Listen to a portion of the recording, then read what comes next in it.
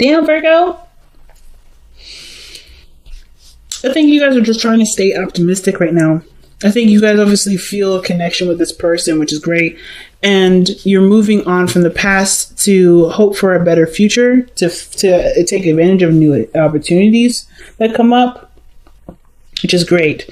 The Two of Cups, obviously, is the person that you're dealing with. You and the person that you're dealing with, they feel the same exact way. It can come up as a platonic energy, but because we're doing a romance life reading, this has no, this is definitely probably more than just platonic. So there's a lot of things that you have in common, a lot of things you feel the same about, and you guys can move in a really good direction with that.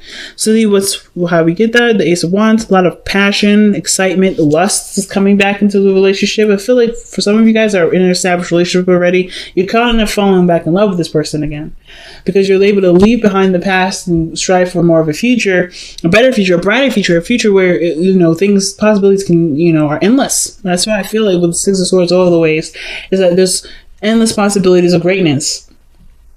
And leaving them behind the past is one hard thing to do, but you're doing it. Okay? And it's definitely not an easy process, but it's a rewarding process. It's definitely one of the most rewarding processes that I personally believe comes out of the tarot here. So moving on, like creating a new atmosphere, looking for new horizons, right? Finding a new space to grow and manifest what you want. Now, in the past, things were definitely really confusing. A lot of decisions as to what you want. I think there was a lot of things around you that kind of helped to formulate this decision. But like most importantly, there's a lot of cool, interesting things about maybe a particular relationship or how you may want a relationship to go. But you never really was quite sure which one of those things had to be it. But I kind of feel like you took all of these cups, took all of these options, took all of these ideas and made it into one thing. Made it all, like, maybe you decided that you wanted all of it. And you are now, your cup is full and ready to go. Ready to start a new love journey. This is where I was definitely seeing maybe you guys are falling back in love with the person that you're currently with and that you currently had things with or relations with beforehand, but things are just not very clear. Things just kind of felt like things were just like a fantasy or too good to be true. Or some things may have just been like just outright just bizarre. And maybe put you in a position really to think about what you really wanted in our love life so that way you could have it. So the Ace of Cups, right? I think you picked the cup, you figured out which one you wanted out of this group, or you made all of those options of like a thing of its own, right? You know exactly what you want, you know what you're desiring, you're ready to go after what you want. And this person is so passionate, so sexy, guys. The King of Wands, absolutely scrumptious, but you're not there for their body, but you're allured, you're attracted to them, and you have such a strong feeling for them. Like there's something with the Ace of Cups. This is new love. If they haven't already approached you and have expressed how they felt, then you definitely are feeling something towards them regarding that already. But this energy that you have here is a strong, potent energy, very romantic, very exciting. The only thing I have kind of concern going on right now is this 10 of Wands that's in your future. Being overburdened with responsibilities and tasks, feeling like you've got too much going on, too much on your plate. Let's see why the 10 of Wands is coming up in your future like this. Because of the 3 of Pentacles, planning for the future. Why is planning for the future too much? Because because of the 2 of Wands, action needs to be taken. Maybe not sure where to go. So already to me, with the 10 of Wands, what the 10 of Wands is saying, it kind of gives me this vibe that for some of you guys out here, you already have a lot going on in your life. And just like you want to expand, you want to move forward in the relationship. But of course, right, with that 10 of Wands and the Justice card that came out earlier, I kind of feel like this is really where the whole balancing your life out situation comes in, to create space to have what you want. Because I feel like you see great value in planning with the future with this person. That's why you're planning it. And there's obviously action that needs to be taken to obviously make this idea a reality. I think it's just that with the 10 of Wands, you kind of feel like you're swamped and you're kind of doing this on your own. But you have somebody around you that can help. Like, for instance, I think the only action that may need to be taken is actually trusting the person with taking on responsibility, so that way you don't have so much. Because the Three of Pentacles, yeah, it's planning the future with the person. So that may be looking at their strengths and their weaknesses to see how they can help you move forward with this. Because this is something that is requiring both parties to participate. And I kind of feel like maybe you guys, like, it's about learning to include someone in your hard work instead of trying to do all of it by yourself, maybe. Which definitely is a learning curve all in itself. So why do we have the Knight of Swords in your best path to follow? That's the Knight of Swords is usually someone that comes in charging in with an idea or perspective and not necessarily interested to hear what anybody else has to say. He's really quick to move with something. He's really quick to start arguments. And the Knight of Swords usually means, like, you know, to go after something, to fight for it, right? If you truly believe in it and it's something that you stand by, go for it, right? And the Knight of Swords is charging towards the page, the Ten of Wands, right? Charging right through it. I want to know why we're having that card. It could be that, you know, it could be that the situation is just telling you to go full steam ahead. You already have your heart connected. You already, like, have, you know, this is like something that you may want. Knight of Swords may be saying, hey, going for it is the only way things can actually happen and grow. The Ten of Wands too, as a little quick thing to say. Ten of Wands is a perceived future. So typically, how I see this is like not only like you may be feeling like, oh, this is love at first sight. This is an opportunity for love to grow. For those of you that are single here, this is a brand new person, and you're feeling really drawn to this person. There's potential for great happiness, and you just have to take the risk and go for it. But I feel like maybe the perceived future is that things are going to just get overwhelming, and you're not quite sure of how to move forward with this person that you may have had ideas to move forward with, you know? Like, you don't really, like, you're planning to commit to this person or to move forward, but that requires commitment, but you're not really sure either how that's going to go, what's going to happen. Don't let the future be the thing that stops you from pursuing something that has endless possibilities. There's no way to know if you're going to get stuck here with the Ten of Wands or be overburdened with responsibilities and commitments. It may be that, you know, you see that it's going in that direction because, you know, there's a lot of a lot of stuff that you're dealing with, but this person kind of is the only person that kind of makes sense in this whole situation. I don't know. Let's see. Why is the Knight of Wands Virgo's best path to follow? And that's communication. That's Mercury. So I kind of feel like, I mean, even though it's Gemini's ruler is Mercury. So I kind of get this feeling that for a lot of you guys, it's about communicating your truth with this person. You know, just kind of like being honest with yourself, being honest with them. Just go ahead and say it. Kind of rip the bandage off real quick. But yeah, kind of get the feeling just rip the bandage off. Just be honest with yourself about what you feel about this person and commit to it. To be honest, because I think you're already standing your ground and defending the thing that you're already committed to with the Hierophant. Like, this person is already yours. You're already, like, really kind of solid to get into it, or the dilemma is committing to something without really having any know about whether or not this person is going to commit to you or not. The Knight of Swords is very quick moving and very fast. And I feel like if you already feel that way, the situation doesn't need to move any slower. It's just like, it's kind of keeping to the authenticity and the genuineness of your emotions by just going however the speed is of your heart, right?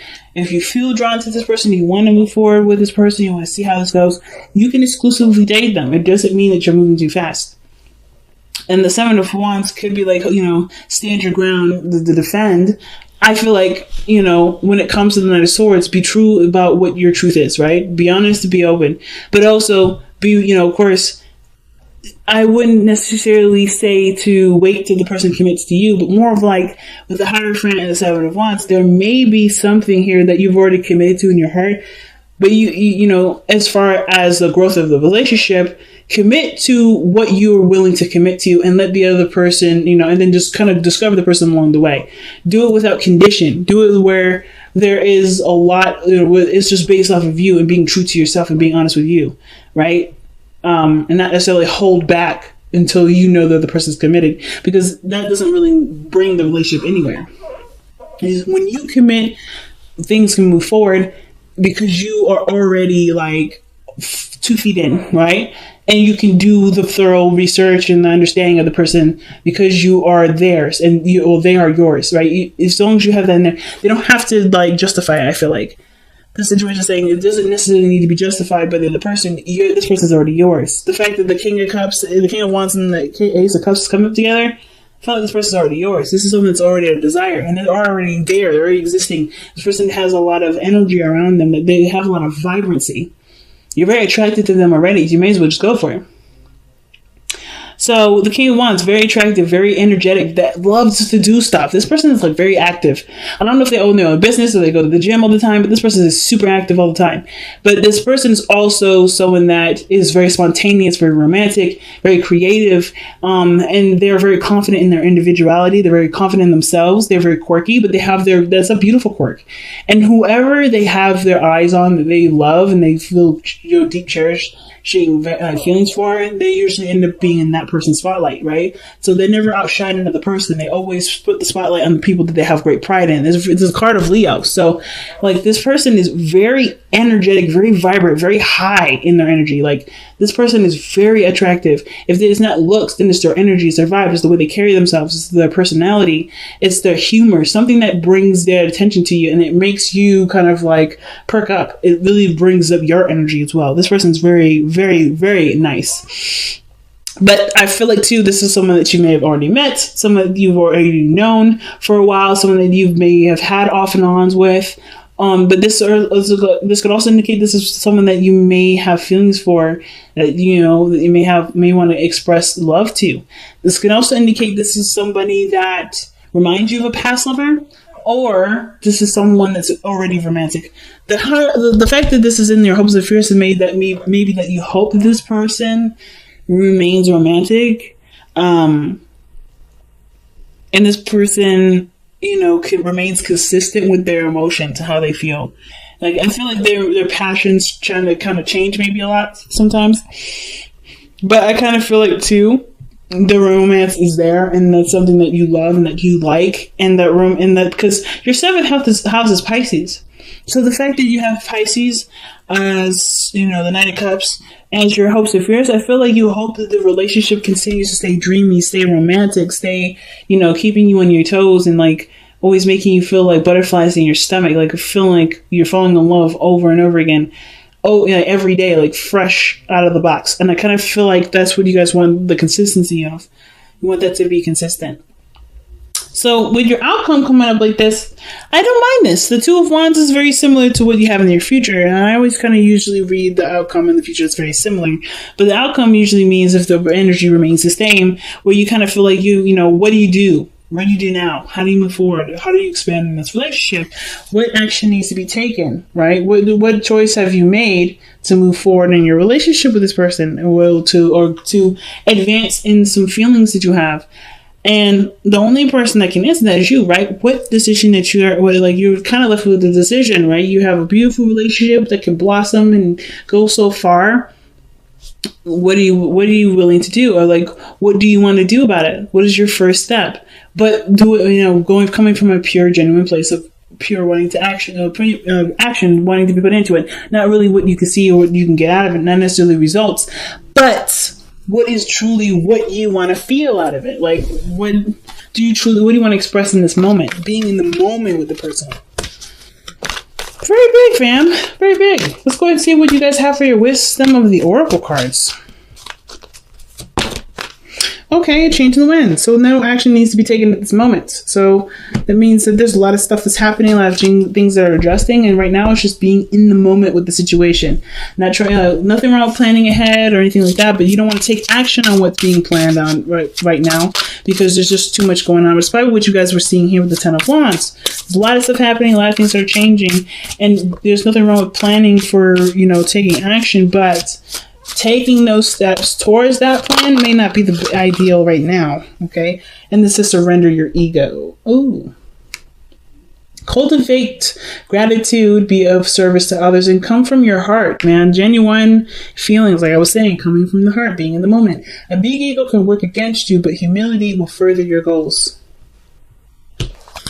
Okay, I'm not gonna lie, I feel like pulling an extra card for that. Why is the surrender your ego card coming out for Virgo?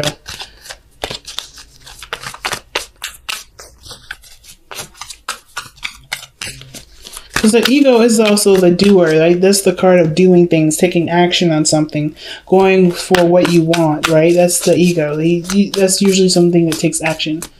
But and it's the body. It's the mind portion of it. Kind of not really, but it's like the other part of ourselves versus the spiritual. It's the Ten of Pentacles. That's why the card's coming up. Because there's potential for great happiness in this relationship, great abundance in this love life.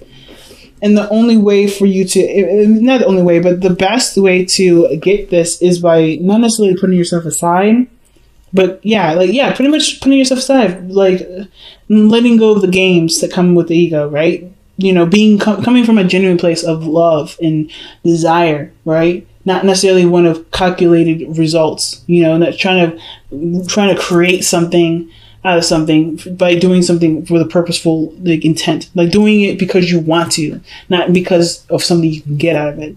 And when you come from a place, that heart space, you generate a more pure and more abundant relationship versus trying to come at a situation from a more contrived avenue. I'm not trying to say y'all contrived, but definitely see the situation as an opportunity to just be you and do what you want to do, not because you want something out of it, but because you are getting something out of it by doing it in the moment, right? Because you want to do it, not because of what can happen later. You know what I'm saying?